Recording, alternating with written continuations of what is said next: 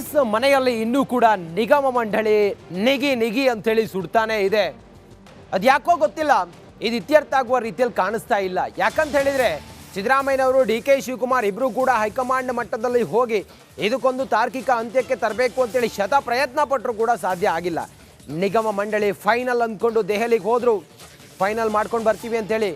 ಪಟ್ಟಿ ಫೈನಲ್ ಅಂದವರು ಖಾಲಿ ಕೈಲಿ ಬಂದಿದ್ದು ಯಾಕೆ? ಸರಣಿ ಸಭೆ ಮಾಡಿದ್ರು ಕೂಡ ಸಿಎಂ ಡಿ ಸಿ ಎಂಗೆ ಫಲ ಸಿಗಲಿಲ್ಲ ಯಾಕೆ? ಏನಾಯ್ತು ಹಾಗಾದ್ರೆ? ಶಾಸಕರ ಪಟ್ಟಿ ಫೈನಲ್ ಮಾಡಿ ಎಡವಟ್ಟನ್ನು ಮಾಡ್ಕೊಂಡ್ರ ಸಿಎಂ. ಕೇವಲ ಶಾಸಕರ ಪಟ್ಟಿ ಮಾತ್ರ ತಂದಿದ್ದಕ್ಕೆ ರಾಹುಲ್ ಗಾಂಧಿ ಫುಲ್ ಗರಂ ಆಗಿದ್ದಾರೆ. ಕಾರ್ಯಕರ್ತರನ್ನ ಬಿಟ್ಟು ಶಾಸಕರಿಗೆ ಮಾತ್ರ ಸ್ಥಾನ ಯಾಕೆ ಅಂತೇಳಿ ರಾಹುಲ್ ಗಾಂಧಿ ಗರಂ ಆಗಿದ್ದಾರೆ. ಕಾಂಗ್ರೆಸ್ ಮನೆಯಲ್ಲಿ ಇನ್ನೂ ಕೂಡ ನಿಗಮ ಮಂಡಳಿ ನಿಗಿ ನಿಗಿ ಹಂಗೆ ಉರಿತಾನೇ ಇದೆ.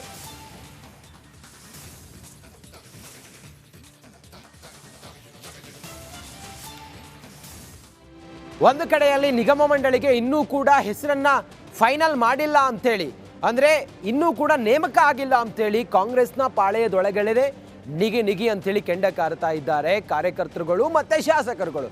ಇದರ ನಡುವೆ ಶಾಸಕರ ಹೆಸರನ್ನು ಮಾತ್ರ ಒಂದು ಲೀಸ್ಟ್ ತೆಗೆದುಕೊಂಡು ಹೋಗಿದ್ದಕ್ಕೆ ರಾಹುಲ್ ಗಾಂಧಿ ಕೂಡ ಫುಲ್ ಗರಂ ಆಗಿದ್ದಾರೆ. ರಾಹುಲ್ ಗಾಂಧಿ ಹಂಗಾದ್ರೆ ಯಾಕೆ, ಏನು ಹೇಳಿದ್ದಾರೆ, ಅವ್ರು ಏನು ಎಕ್ಸ್ಪೆಕ್ಟ್ ಮಾಡಿದ್ರು? ಹಂಗಾದ್ರೆ ಒಂದೊಂದಾಗಿ ನೋಡೋಣ ಬನ್ನಿ. ಕೇವಲ ಶಾಸಕರ ಪಟ್ಟಿಯನ್ನು ಫೈನಲ್ ಮಾಡಿದ್ದಕ್ಕೆ, ಸಿಎಂ ಫೈನಲ್ ಮಾಡಿದ್ದಕ್ಕೆ ರಾಹುಲ್ ಗಾಂಧಿ ಸಿಟ್ಟಾಗಿದ್ದಾರೆ.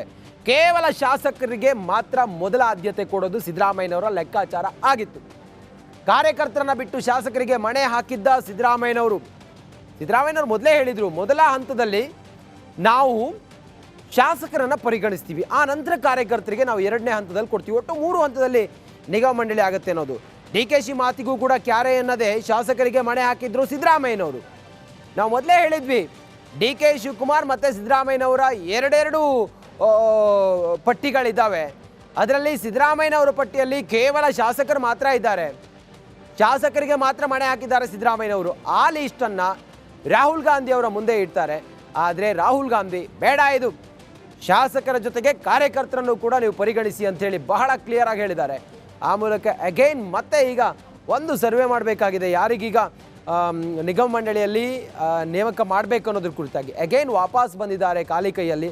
ಬಹುಶಃ ಮುಂದಿನ ದಿನಗಳಲ್ಲಿ ಕಾಂಗ್ರೆಸ್ಗೆ ಏನಾದರೂ ಪೆಟ್ಟು ಕೊಡೋದಾದರೆ ಇದೇ ಅಲ್ಲ ಅಂತ ಅನಿಸುತ್ತೆ. ಮೊದಲೇ ಸಚಿವ ಸ್ಥಾನ ಸಿಗಲಿಲ್ಲ ಅಂತೇಳಿ ಹಲವಾರು ಶಾಸಕರು ಈಗಾಗಲೇ ನಿಗಿ ನಿಗಿ ಆಗಿದ್ದಾರೆ. ಅವರಿಗೆ ನಿಗಮ ಮಂಡಳಿಗಳನ್ನು ಕೊಟ್ಟು ಅವರಿಗೆ ಸಮಾಧಾನ ಮಾಡೋಣ ಅಂತೇಳಿ ಲೆಕ್ಕಾಚಾರದಲ್ಲಿ ಕಾಂಗ್ರೆಸ್ನ ನಾಯಕರಿದ್ದಾರೆ. ಈಗ ನಿಗಮ ಮಂಡಳಿಯು ಕೂಡ ನೀವು ಸರಿಯಾಗಿ ನೇಮಕ ಮಾಡದೇ ಇದ್ದದ್ದು ಅವರನ್ನು ಮತ್ತೆ ಕೆರಳಿಸಿದೆ. ಸದ್ಯಕ್ಕೆ ರಾಹುಲ್ ಗಾಂಧಿಯವರು ಕೂಡ ಕೆಲ ಪ್ರಶ್ನೆಗಳನ್ನು ಕೇಳಿದ್ದಾರೆ, ಅಂದರೆ ಅವರು ಕೂಡ ಸೂಚನೆ ಕೊಟ್ಟಿದ್ದಾರೆ ರಾಜ್ಯ ನಾಯಕರಿಗೆ. ಶಾಸಕರಿಗೆ ಬೇರೆ ಯಾವುದೇ ಸ್ಥಾನಮಾನ ಬೇಡ, ಶಾಸಕರಿಗೆ ಬೇರೆ ಯಾವುದೇ ಸ್ಥಾನಮಾನ ಬೇಡ. ನೋಡಿ ರಾಹುಲ್ ಗಾಂಧಿ ಏನೇನು ಸೂಚನೆ ಕೊಟ್ಟಿದ್ದಾರೆ ಅನ್ನೋದನ್ನು ನಾವು ನೋಡ್ತಾ ಇದ್ದೀವಿ ಸ್ಕ್ರೀನ್ ಮೇಲೆ. ಕಾರ್ಯಕರ್ತರಿಗೂ ಕೂಡ ನೀವು ಇಲ್ಲಿ ಆದ್ಯತೆಯನ್ನು ಕೊಡಿ, ಶಾಸಕರಿಗೆ ಬೇರೆ ಯಾವುದೇ ಸ್ಥಾನಮಾನ ಬೇಡ, ಎಲೆಕ್ಷನ್ ಮುಗಿಯೋವರೆಗೂ ಕೂಡ ಸರ್ಕಾರದ ಜವಾಬ್ದಾರಿ ಬೇಡ. ಇಂಥ ಸಮಯದಲ್ಲಿ ಇದೆಲ್ಲ ಸರಿಯಲ್ಲ, ಈಗಾಗಲೇ ಶಾಸಕತ್ವದ ಜವಾಬ್ದಾರಿಯೇ ದೊಡ್ಡದಿದೆ, ಅದನ್ನೇ ನಿಭಾಯಿಸಲಿ ಅಂತೇಳಿ ರಾಹುಲ್ ಗಾಂಧಿ ಹೇಳಿದ್ದಾರೆ. ಮತ್ತಷ್ಟು ಮಾಹಿತಿಯೊಂದಿಗೆ ನಮ್ಮ ಪ್ರತಿನಿಧಿ ಬಸವರಾಜ ಲೈವ್ ಕನೆಕ್ಟ್ ಆಗಿದ್ದಾರೆ. ಬಸವರಾಜ, ಎಲ್ಲವೂ ಕೂಡ ಫೈನಲ್ ಆಗೇ ಬಿಡ್ತು ಅನ್ನೋವಾಗಲೇ ಖಾಲಿ ಕೈಯಲ್ಲಿ ವಾಪಸ್ ಬಂದಿದ್ದಾರೆ ಸಿದ್ದರಾಮಯ್ಯ ಮತ್ತು ಡಿ ಕೆ ಶಿವಕುಮಾರ್ ಅನ್ನೋದು ಏನೇನು ಕಾರಣ, ಏನಾಯ್ತು ಕಾನ್ವರ್ಸೇಷನ್ ಅಲ್ಲಿ, ಹೆಚ್ಚಿನ ಮಾಹಿತಿ ಏನಿದೆ ಬಸವರಾಜ್? ರಂಜಿತ್, ಬಹಳ ಪ್ರಮುಖವಾಗಿ ಈ ಬಾರಿ ನಿಗಮ ಮಂಡಳಿಯನ್ನು ಫೈನಲ್ ಮಾಡ್ಕೊಂಬರ್ತೇನೆ ಅಂತ ಸಿಎಂ ಡಿ ಸಿ ಎಂ ಉತ್ಸುಕದಿಂದ ದೆಹಲಿಗೆ ಪ್ರಯಾಣವನ್ನು ಬೆಳೆಸಿದ್ರು. ಆದರೆ ಅಲ್ಲಿ ಹೋದಾಗ ಒಂದಷ್ಟು ಹೈಕಮಾಂಡ್ ಕೇಳಿದಂಥ ಪ್ರಶ್ನೆಗಳಿಗೆ ಸ್ವತಃ ಸಿಎಂ ಸಿದ್ದರಾಮಯ್ಯ ಅವರೇ ಉತ್ತರ ಕೊಡೋಕ್ಕೆ ತಡಬಡಾಯಿಸಿದ್ರು ಅನ್ನುವಂಥದ್ದು ಒಂದಷ್ಟು ಪ್ರಶ್ನೆಗಳು ಎದ್ದಿದ್ದಾವೆ. ಯಾಕಂದರೆ ಕೇವಲ ಶಾಸಕರಿಗೆ ಮಾತ್ರ ನಿಗಮ ಮಂಡಳಿಗಳನ್ನ ಹಂಚಿಕೆ ಮಾಡಿದ್ದು ಎಲ್ಲ ಒಂದು ಕಡೆ ಹೈಕಮಾಂಡ್ ನಾಯಕರಿಗೆ ಬೇಸರ ತಂದಿದ್ದಂಥದ್ದು. ಯಾಕಂದರೆ ಕಾರ್ಯಕರ್ತರಿಗೂ ಕೂಡ ನೀವು ಹಂಚಿಕೆ ಮಾಡಬೇಕಾಗಿತ್ತು, ಆದರೆ ಶಾಸಕರಿಗೆ ಮಾತ್ರ ಈ ಒಂದು ನಿಗಮ ಮಂಡಳಿಗಳನ್ನ ಯಾಕೆ ಕೊಡ್ತಾ ಇದ್ರಿ ಅನ್ನುವಂಥ ಒಂದು ಪ್ರಶ್ನೆಯನ್ನು ಹೈಕಮಾಂಡ್ ನಾಯಕರು ಕೇಳಿದ್ದಾರೆ.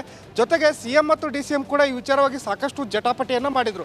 ಹೈಕಮಾಂಡ್ ನಾಯಕರು ಹೇಳಿದಂತೆ ಶಾಸಕರ ಜೊತೆ ಕಾರ್ಯಕರ್ತರು ಕೂಡ ಈ ಒಂದು ನಿಗಮ ಮಂಡಳಿ ಸ್ಥಾನವನ್ನು ಹಂಚಿಕೆ ಆಗಬೇಕು ಅನ್ನುವಂಥ ನಿಟ್ಟಿನಲ್ಲಿ ಸಾಕಷ್ಟು ವಾದ ವಿವಾದ ಸಿಎಂ ಡಿ ಸಿ ಎಂ ಮಧ್ಯೆ ಆಗಿತ್ತು. ಆದರೂ ಕೂಡ ಇಬ್ಬರ ಮಧ್ಯೆ ಒಂದಷ್ಟು ಸಾಮರಸ್ಯ ಬಂದಿರಲಿಲ್ಲ. ಆಗ ಸುರ್ಜೇವಾಲಾ ಅವರು ಮಧ್ಯ ಪ್ರವೇಶ ಮಾಡಿ ಒಂದು ಪಟ್ಟಿಯನ್ನು ಅಂತಿಮ ಮಾಡ್ಕೊಂಬರುವಂತೆ ದೆಹಲಿಗೆ ಕರೆದಿದ್ರು. ಕೇವಲ ಶಾಸಕರ ಪಟ್ಟಿಯನ್ನು ಹಿಡ್ಕೊಂಡು ಹೋಗಿದ್ದಕ್ಕೆ ರಾಹುಲ್ ಗಾಂಧಿ ಅವರು ಪ್ರಶ್ನೆಯನ್ನು ಮಾಡಿದ್ದಾರೆ. ಶಾಸಕರು ಈಗಾಗಲೇ ಅವರು ಶಾಸಕತ್ವವನ್ನು ಹೊಂದಿದ್ದಾರೆ, ಅವರಿಗೆ ಮತ್ತೆ ಯಾಕೆ ಸ್ಥಾನಮಾನವನ್ನು ಕೊಡ್ತೀರ ಅನ್ನುವಂಥ ಪ್ರಶ್ನೆಯನ್ನು ಕೇಳಿದ್ದಾರೆ.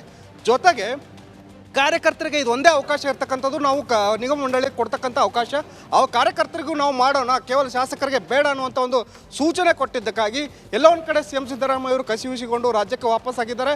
ಈಗಿರತಕ್ಕಂಥ ಬೆಳವಣಿಗೆಗಳ ಪ್ರಕಾರ ಲೋಕಸಭಾ ಚುನಾವಣೆ ಮುಗಿಯುವವರೆಗೂ ಈ ಒಂದು ನಿಗಮ ಮಂಡಳಿ ಸ್ಥಾನ ಹಂಚಿಕೆ ಆಗುವುದು ಬಹಳ ಅನುಮಾನ ಅಂತ ಹೇಳಲಾಗ್ತಾ ಇದೆ. ಯಾಕಂದರೆ ಮತ್ತೊಂದು ಸಭೆ ಆಗಬೇಕಾಗಿದೆ. ಸಭೆ ಬಳಿಕ ಈ ಒಂದು ಅಂತಿಮವಾದಂಥ ಪಟ್ಟಿಯನ್ನು ರವಾನಿಸಬೇಕಾಗುತ್ತೆ. ಆದರೆ ಸದ್ಯದ ಪರಿಸ್ಥಿತಿಯಲ್ಲಿ ಸುರ್ಜೇವಾಲಾ ಅವರು ರಾಜ್ಯಕ್ಕೆ ಆಗಮಿಸುವುದು ಅನುಮಾನ ಅಂತ ಹೇಳಲಾಗ್ತಾ ಇದೆ. ಯಾಕಂದರೆ ಅವರು ವಿದೇಶ ಪ್ರವಾಸಕ್ಕೆ ಹೋಗೋರಿದ್ದಾರೆ. ಹಾಗಾಗಿ ಜನವರಿಯಿಂದ ಲೋಕಸಭಾ ತಯಾರಿಗಳು ಆರಂಭವಾಗೋದ್ರಿಂದ ಈ ಲೋಕಸಭಾ ತಯಾರಿ ಆರಂಭ ಆಗ್ತಾ ಹೋದರೆ ಈ ನಿಗಮ ಮಂಡಳ ಹಂಚಿಕೆ ವಿಳಂಬ ಆಗೋದಂತೂ ಮತ್ತಷ್ಟು ಪಕ್ಕ. ಜೊತೆಗೆ ಲೋಕಸಭಾ ಚುನಾವಣೆ ಮುಗಿಯುವವರೆಗೂ ಇದನ್ನು ಹಂಚಿಕೆ ಆಗೋದಿಲ್ಲ ಅನ್ನುವಂಥ ಮಾಹಿತಿಗಳು ಕಾಂಗ್ರೆಸ್ ವಲಯದಿಂದ ವ್ಯಕ್ತವಾಗ್ತಾ ಇದೆ. ಬಸವರಾಜ್, ಥ್ಯಾಂಕ್ ಯು ಮಾಹಿತಿಗಾಗಿ.